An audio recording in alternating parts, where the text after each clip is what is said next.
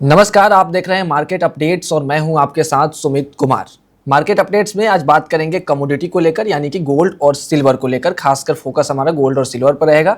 कारोबारी हफ्ते का आज आखिरी दिन है। नेक्स्ट वीक के लिए आउटलुक जानेंगे कि नेक्स्ट वीक में गोल्ड और सिल्वर की चाल किस तरीके की रहने वाली है। फिलहाल अगर आज मार्केट को देखें तो गोल्ड और सिल्वर का तो फ्लैट कारोबार करता हुआ दिखाई दे रहा है। गोल्ड में करीब करीब 400 रुपए की बढ़त दिखाई दे रही है प्रति 10 ग्राम के हिसाब से MCX पर देखें तो। और अगर सिल्वर में देखें तो 400 रुपए की गिरावट देखी जा रही है। 2,15,000 के आसपास सिल्वर कारोबार करता हुआ दिखाई दे रहा है। और अगर गोल्ड को देखें तो 1,41,000 के आसपास गोल्ड कारोबार करता हुआ दिखाई दे रहा है। इस मुद्दे पर बातचीत करने के लिए, आगे का आउटलुक जानने के लिए, समझने के लिए कि गोल्ड सिल्वर में क्या करना है, हमारे साथ अमित जैन साहब जुड़े हुए हैं। हेलो अमित सर, कैसे हैं आप?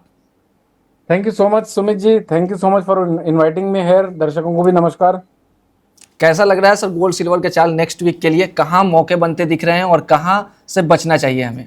साइकोलॉजिकल तरीके से आप बताइए, क्योंकि आप इसी तरीके से बताते हैं और दर्शकों को इससे फायदा भी होता है। तो हम उसी नज़रिए से आपका व्यू जानने की कोशिश करेंगे। जी सुमित जी, देखिए सबसे पहले तो हमको ना इसके ट्रेंड सेटअप को समझना पड़ेगा। आज से कुछ मेरे ख्याल से 1.5 महीना हुआ होगा, हमारे पंत प्रधान साहब ने आके कहा था कि गोल्ड को स्पेशली थोड़ा बाय करना अवॉइड करिए। तब से हम देख रहे हैं गोल्ड में गिरावट। उस समय 1,60,000 रुपये का भाव था, आज 1,40,000 रुपये का भाव है। राइट। उससे पहले फोमो जबरदस्त क्रिएट किया गया था और सोशल मीडिया ने, जैसे आग में घी डालने से आग बढ़ जाती है, वैसे सोशल मीडिया ने इस आग में हर किसी को कुदवा दिया है ना। कि आज मेरे ख्याल से मेरे साथ मुझे इतने मैसेजेस आते हैं कि किसी के पास 1 किलो चांदी लेने की कैपेसिटी थी, वो भी 2-2 4-4 किलो चांदी लेके बैठा हुआ है और आज एवरेज आउट कर रहे हैं। तो नो डाउट बाजार बहुत टूट चुके हैं और ऐसे सिचुएशन में हम लोग शो कर रहे हैं, ये पहला शो है हमारा। ऐसी राइट। Situation right. में शो कर रहे हैं जहां से बाउंस बैक आने की भी पॉसिबिलिटी है और थोड़ा ओके। टूटने की भी पॉसिबिलिटी है। तो ओके। अपन ना इसको थोड़ा स्ट्रक्चर से ब्रेक करते हैं। लॉन्ग टर्म स्ट्रक्चर कब तक इंटैक्ट रहेगा, राइट। मीडियम टर्म स्ट्रक्चर कैसा है और शॉर्ट टर्म स्ट्रक्चर कैसा है। सुमित जी, अगर गोल्ड की बात करें ना, तो गोल्ड अगर कोई बेहतरीन कोई पुलबैक आ जाए ओके। तो उसको आने की पॉसिबिलिटी बनती है सिर्फ 1,44,800 को क्रॉस करने के बाद। ओके। वरना हर बाउंस सिर्फ डेड कैट बाउंस की तरह कंसीडर करना चाहिए। और अगर मेरे ख्याल से अपने व्यूअर्स लोगों के पास अपने को बोलना भी थोड़ा सा थोड़ा हेजिटेट होता है बोलने में कि बाजार यहाँ से बहुत बढ़ेंगे नहीं, क्योंकि लोगों के इमोशंस को सीधे सीधे आघात पहुंचता है। राइट। तो राइट। हर किसी के पास बाय पड़ा हुआ और अगर बाजार नीचे जाएगा तो वो बर्दाश्त नहीं होता है, क्योंकि हर कोई जो भी राइट। इन्वेस्ट करता है वो चाहता है कि मैंने बाजार में माल ले लिया तो वो ऊपर चला जाए। राइट।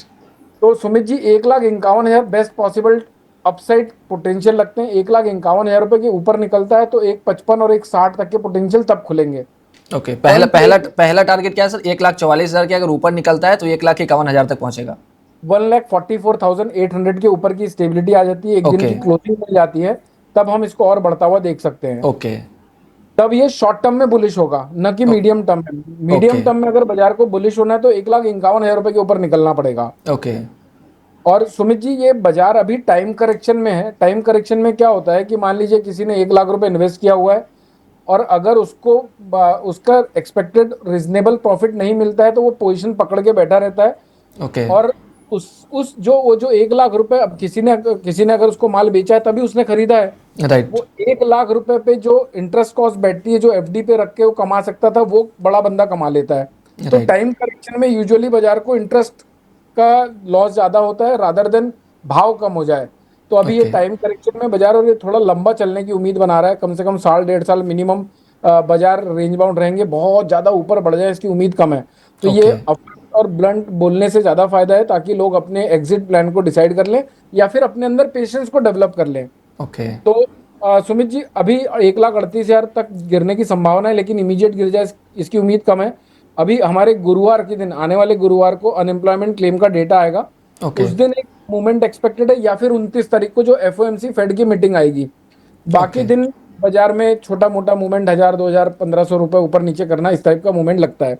यानी मोटा माटी कहने का मतलब ये 1,38 तक भी गिर सकता है और 1,41,500 के ऊपर निकलने के बाद 1,44,800 तक भी जा सकता है। तो ये मोटा माटी शॉर्ट टर्म के अगले हफ्ते तक के लिए व्यू है। ओके। अगर गोल्ड का सर 1,38,000 अगर ब्रेक करता है गोल्ड लोअर साइड में, तो फिर कहाँ तक पहुंचने की पॉसिबिलिटी है? Sumit ji, 136,600 to be very precise, 136,600 में एक स्ट्रॉन्ग डिमांड जोन है। वहां पर मुझे लगता है, देखिए 1,40,000 का एक साइकोलॉजिकल आंकड़ा है। ओके। इंटरनेशनल मार्केट में $4,000 के को तोड़ दिया है साइकोलॉजिकल आंकड़ा, तो हो सकता है वहां पर एक $100-125 की और डिप देखने को मिले। अगर ओके 100-125 की वहां डिप देखने को मिलती है तो यहाँ पर लगभग लगभग 4,000-4,500 रुपए होता है। तो 1,36,600 के आसपास डोमेस्टिक मार्केट में भी और इंटरनेशनल मार्केट में भी डिमांड आने की उम्मीद है। अगर डिमांड आती है तो स्वाभाविक रूप से वहां से बाउंस बैक की ब्राइट पॉसिबिलिटी बनेगी। ओके। और सर सिल्वर को लेकर के क्या व्यू है? सिल्वर का कौन सा सपोर्ट और रेजिस्टेंस है जो काम कर रहा है? क्योंकि मैं जहाँ तक देख पा रहा हूँ 2,10,000 तक आया था अभी कुछ दिन पहले, लेकिन फिर वहाँ से ऊपर निकल गया और अभी 1,15,000 के आसपास ट्रेड कर रहा है। तो अगर सर 2,10,000 टूटता है तो फिर कहाँ तक जाने की पॉसिबिलिटी है नीचे के लेवल में, और अगर ऊपर के लेवल में देखें तो वहाँ कहाँ तक पहुँच सकती है? क्योंकि बहुत सारे लोगों ने बाई कर रखा है काफ़ी, तो इस सोच में है कि कब आगे बढ़ेगा कि वो अपना मुनाफा बना सके। सुमित जी देखिए, इसको पहले टेक्निकली समझते हैं अपन। $121 के आसपास का हाई लगाया है इसने। $121 का अगर हम आधा करते हैं तो लगभग लगभग $60-61 के आसपास होता है। राइट 60.50। अब उसको भी ब्रेक करके $56 के आसपास ट्रेड करा रहा है। यानी कि जो तेजी थी उस मंदी ने उस तेजी को एग्जॉस्ट कर चुका है 50% से ज्यादा। तो बाजार टेक्निकली बेरिश हो चुके हैं। अब ओके हम लोग जो आंकड़े निकालते हैं वो आंकड़ा निकल के आता है 2,29,000 का। कभी इनकेस आज कल परसों महीना 2 महीना 4 महीना जब भी 2,29,000 का आंकड़ा कटता है तब ओके हम इसमें 2,50,000 और 2,60,000 रुपए तक का बाउंस देख सकते हैं। वरना जैसा आपने पूछा कि भाई टूट कहां तक सकता है, सबके पास बाय पड़ा हुआ है। राइट और आप सबसे बड़ी बात सुमित जी, आपको भी याद है कि वो 2,10,000 का लो लगाया था। तो ऐसे ही राइट सबको पता है 2 लाख रुपए के आसपास का इसका तगड़ा सपोर्ट जोन है। क्योंकि 2 लाख रुपए को टेस्ट करके एक बार 3 लाख रुपए के प्रॉफिट दिखाए थे लोगों को, या फिर बाउंस दिखाए थे। तो वो 2 लाख रुपए का आंकड़ा एक बार कटना चाहिए जिसमें जो लॉन्ग स्क्वीज है वो भी पैनिक हो जाएगा। ओके यानी कि क्या क्या क्या होता है ना, जैसे अभी 2 लाख का आंकड़ा कट गया तो सोशल मीडिया में हजारों वीडियोस ऐसे डलना चालू हो जाएंगे, सिल्वर ने तोड़ा 2 लाख रुपए, अब क्या। राइट राइट वो पैनिक करता है इंसान को। फिर ओके ब्रोकर भी अपने क्लाइंट लोगों को फोन करते हैं, क्लाइंट भी खुद अपने आप से बात करते हैं कि यार अब तो 2 लाख भी तोड़ दिया, अब कहीं 1.5 लाख रुपए तक ना आ जाए, कहीं लाख रुपए तक ना आ जाए। और हमने 1981 में ये भी देखा था कि बाजार $50 से $11 आ चुका है, तो वो कहानियां सर्कुलेट होने लगेंगी। तो राइट साइकोलॉजिकली 2 लाख रुपए का आंकड़ा एक बार लगता है कि टूटना चाहिए, और 1,85,000 1,82,000 रुपए और प्रोबेबली 1,91,000 रुपए के आसपास का लो टेस्ट होना चाहिए। तो वहां पर ओके वो कहावत एक बार फिट बैठती है, be greedy when others are fearful, be fearful when others are greedy. तो यानी ओके कि वहां पर जब सब लोग पैनिक होंगे तो वहां पर एक अपॉर्चुनिटी बनेगी बाय करने की। प्रोबेबली हम उस समय तक नेक्स्ट शो लेके आ ही जाएंगे, तो मैं जो कॉन्फिडेंस दे पाऊंगा वो दे राइट दूंगा। राइट। सुमित जी आप 22 ईयर्स से आप ट्रैक कर रहे हैं मार्केट को, तो आपसे सर ये जानना चाह रहा हूँ मैं कि अगर 2 लाख का लेवल साइकोलॉजिकली काफ़ी स्ट्रांग है, 2 लाख का लेवल अगर टूटता है तो 1,80,000 1,70,000 के आसपास आ सकता है। तो सर एक सवाल यहाँ ये बनता है कि जो नए निवेशक हैं जो अब निवेश करना चाहते हैं तो क्या यहाँ से निवेश कर सकते हैं? इसके बाद अगर नीचे का लेवल टूटता है तो सिस्टमेटिक तरीके से निवेश SIP करना शुरू करते हैं, या फिर रुकें थोड़ा, अभी ठहराव की ज़रूरत है? देखिए सुमित जी, दो बातें यहाँ पर। एक बात तो बॉटम कोई नहीं पकड़ सकता, हम ओके प्रोजेक्ट कर सकते हैं। और दूसरी बात यह है कि बाजार का ट्रेंड सेटअप अभी खराब है। तो जिसको SIP करनी है, जिसको लॉन्ग टर्म इन्वेस्टिंग करनी है, लॉन्ग टर्म इन्वेस्टिंग की भी डेफिनेशन कम से कम यहाँ पर 5 साल की डिफाइन करके रखना है। क्योंकि ओके अगला बुल रन 2028 के बाद स्टार्ट होने की उम्मीद है, और 2028 के बाद फिर कम से कम साल 1.5 साल धीरे धीरे धीरे करके बढ़ना चाहिए।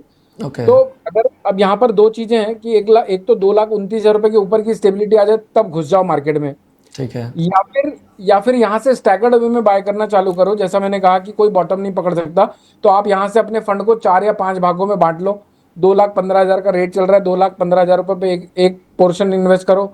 दो लाख ओके पांच हजार आ जाता है तो एक पोर्शन इन्वेस्ट करो। एक ओके 95 आ जाता है तो एक पोर्शन इन्वेस्ट करो। इस ओके तरह से अपने 5 तरीके से आपकी 1,90,000 2 लाख रुपए के आसपास की भी कॉस्ट आएगी। फिर 2-4 साल होल्ड करके फिर वहां से एक लंबी रैली और तेजी की उम्मीद बना सकते हैं। अभी तक तो यही। तो अगर मैं दर्शकों की जगह रहता तो सुमित जी 2,29 के बाद बाय करने की कोशिश करता, क्योंकि मेरा एक लॉजिक है, फंडा है, महंगा खरीद लो चलेगा, सस्ता बेच लो चलेगा, लेकिन ये महंगा महंगा रोए एक बार, सस्ता रोए बार बार। Right right right. सर एक और सवाल है कि इन्वेस्ट किस में करें, गोल्ड में करें कि सिल्वर में करें? क्योंकि सिल्वर रिटर्न तो ज़्यादा देता है लेकिन उसी तरह से करेक्ट भी ज़्यादा होता है, क्योंकि हमने देखा 4,21,000 का आंकड़ा जब था उसके बाद से वो आधा 50% करेक्ट हो चुका है। लेकिन गोल्ड थोड़ा सा कम करेक्शन गोल्ड में देखने को मिला है और रिटर्न भी कम मिलता है, तो निवेश किस तरीके से करें? गोल्ड और सिल्वर का कितना कितना पार्ट डिवाइड करें, दोनों में कितना कितना परसेंटेज रखना चाहिए अपने कैपिटल का? सुमित जी, आपके क्वेश्चन में ही आपका जवाब है। आपने कहा कि बाजार 4,21,000 रुपए का हाई टेस्ट करके आज 2 लाख रुपए आ चुका है, लेकिन गोल्ड कम टूटा है। तो जिसकी रिस्क, अभी ये रिस्क एपेटाइट के ऊपर डिपेंड करता है। ओके। जैसे कि देखिए, यानी वो कहते हैं ना, फाइनेंस का एक रूल है, more risk more profit. Right अगर राइट किसी को रिस्क ज्यादा लेनी है तो आप सिल्वर में एलोकेशन अपना 60% रख सकते हैं। अगर आपको रिस्क कम लेनी है तो आप गोल्ड में एलोकेशन 60% रख सकते हैं। अगर Okay. मॉडरेट रहना है तो 50-50 भी कर सकते हैं। ओके नो डाउट, सिल्वर एक इंडस्ट्रियल कमोडिटी भी में भी कंसीडर होती है और बुलियन में भी कंसीडर होती है। ओके तो आज नहीं तो कल अगर इंडस्ट्रियल डिमांड स्पाइक होती है और चाइना ऑलरेडी एक्यूमुलेट कर रहा है, तो कहीं ना कहीं सिल्वर में वो रैली ज्यादा देखने को मिलेगी। लेकिन हो सकता है थकाए भी उतना ज्यादा, क्योंकि शेर शिकार करने के पहले 4 कदम पहले पीछे आता है, राइट ठहरता है, शिकार को घात लगाता है, फिर शिकार करता है। तो सिल्वर का नेचर थोड़ा चंचल प्रवृत्ति का है।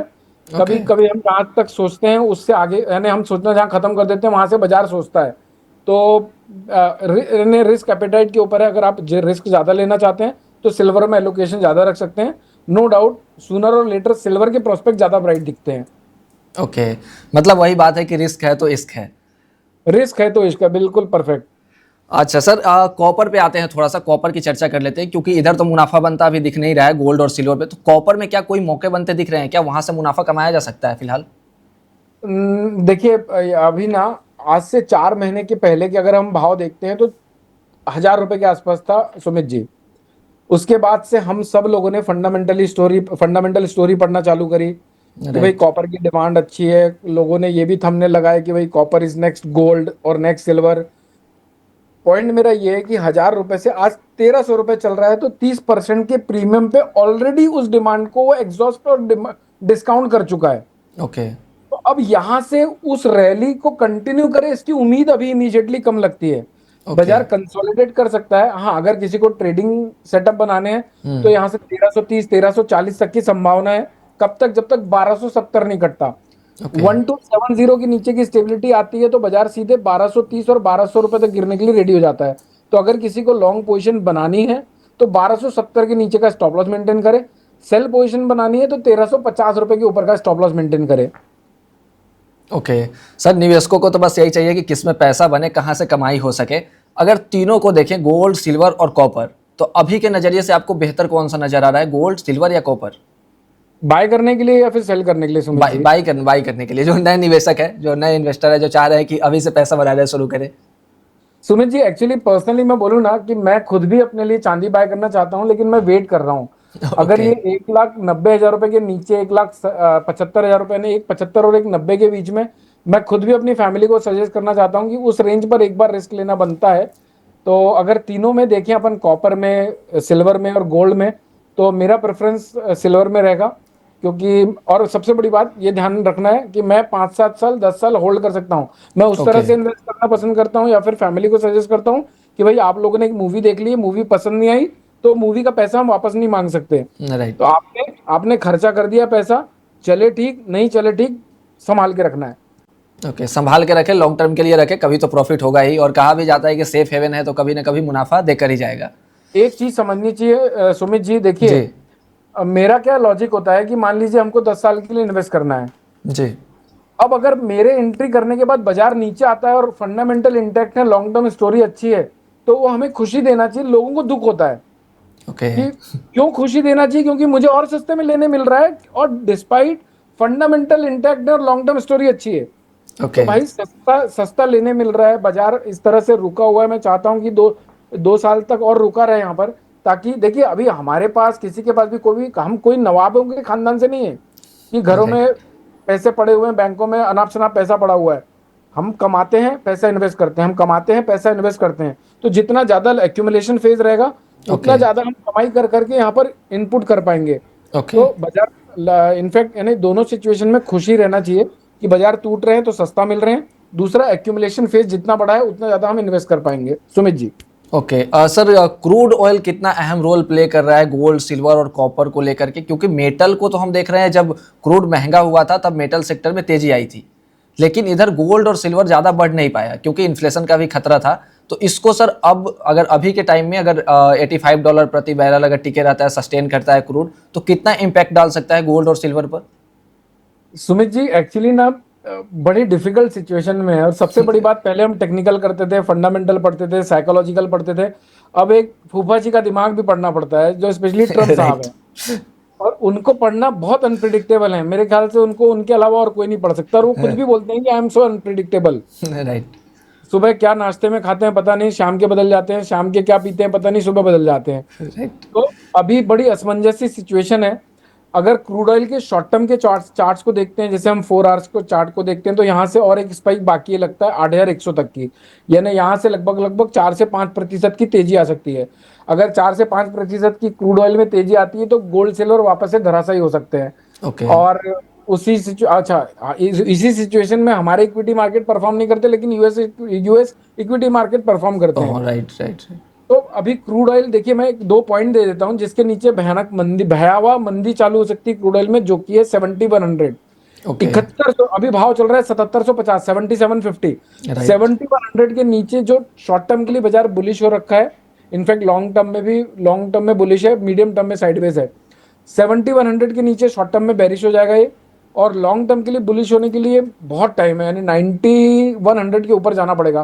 पहला पड़ाव इसका 8100 का, 8100 कटता है तो 9192 तक की पॉसिबिलिटी बनाएगा। मुझे लगता है थोड़ा सा अभी, जैसे अभी एक्चुअली बाजार चाहता है हम सब कंफ्यूज रहें, और ये बाजार इस रेट पे अचीव कर रहा है कि सबको कंफ्यूज करके रखा हुआ है। क्योंकि जितना ज्यादा कंफ्यूज माइंड रहेगा ना, उतना ज्यादा उसके अगेंस्ट में भाव जब ऊपर नीचे होते हैं तो सबसे पहले ट्रिगर करता है डर।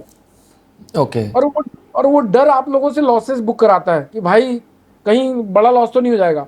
जहां बड़ा लॉस का डर लगा वहां लॉस बुक कर लेता आदमी। तो ये ओके। बाजार अभी बड़े डेंजरस सिचुएशन में खड़ा हुआ है, और इसका फायदा उठाया जाएगा ऊपर के लेवल से।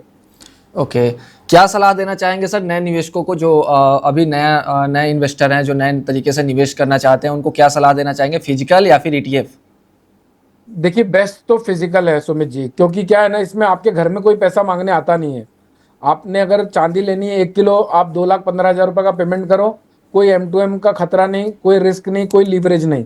जहां पर okay. Leverage is a weapon to kill retailers. यानी आप मान लीजिए यहाँ पर 50,000 MCX में 50,000 रुपए का मार्जिन देके आप चांदी तो ले लेते हो, लेकिन वहां से M2M लॉसेस होते हैं तो भरपाई भी करनी पड़ती है, और उसका मेंटल प्रेशर अलग आता है। क्योंकि okay. Leverage is weapon, to make you trade more and more. Right. तो फिजिकल बेस्ट है, फिजिकल में लीजिए। अगर 1.5 लाख भी हो जाए, 1 लाख भी हो जाए, तो कोई आपके घर पे आके नहीं बोल रहा है कि यार तूने महंगी ले ली, अब तेको और इसका लॉस भरना पड़ेगा। ओके। और ETF भी बेस्ट है, स्पेशली ETF उन लोगों के लिए बेस्ट है जो ETF जो long term investing point of view से करना चाहते हैं, रादर देन शौक पालने के। क्योंकि ओके। आप शौक की कोई कीमत नहीं होती। आप शौक पालते हो तो आपको मेकिंग चार्जेस देने पड़ते हैं, और फिर जब आपको संभाल के भी रखना पड़ता है, कभी घूम जाए इसका भी डर रहता है। तो अगर आप इन्वेस्टिंग पॉइंट ऑफ व्यू से गोल्ड में इन्वेस्ट करना चाहते हो तो there is no other option better than ETF, investing in ETF। Okay, मतलब ईटीएफ से फिलहाल बेहतर है फिजिकल गोल्ड में निवेश? आप देखिए, नहीं फिजिकल चांदी के लिए बोल रहा, गोल्ड सिल्वर कुछ भी फिजिकल लेंगे तो भी कोई ओके। दिक्कत नहीं है। फिजिकल ETF भी देखिए, ETF क्या होते हैं, हम्म। ETF जैसे हम स्टॉक लेते हैं, मान लीजिए SBI बैंक का हमने स्टॉक लिया, एक स्टॉक ऊपर जाए नीचे जाए कोई फर्क नहीं पड़ता।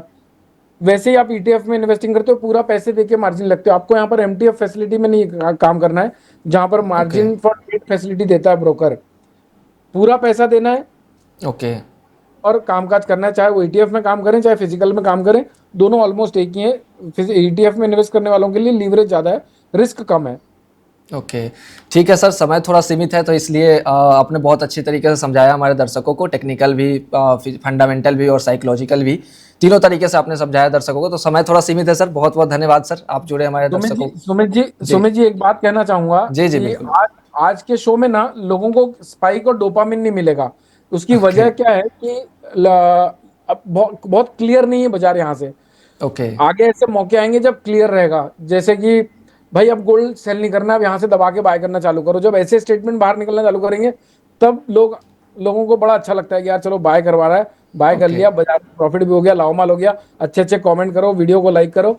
अभी थोड़ा बाजार डिफिकल्ट है, तो बस राइट। अपना यही था कि लोगों को क्लैरिटी दे दें, ताकि वो डर जो एलिमेंट है वो हटाने की प्रयास किया गया है बस।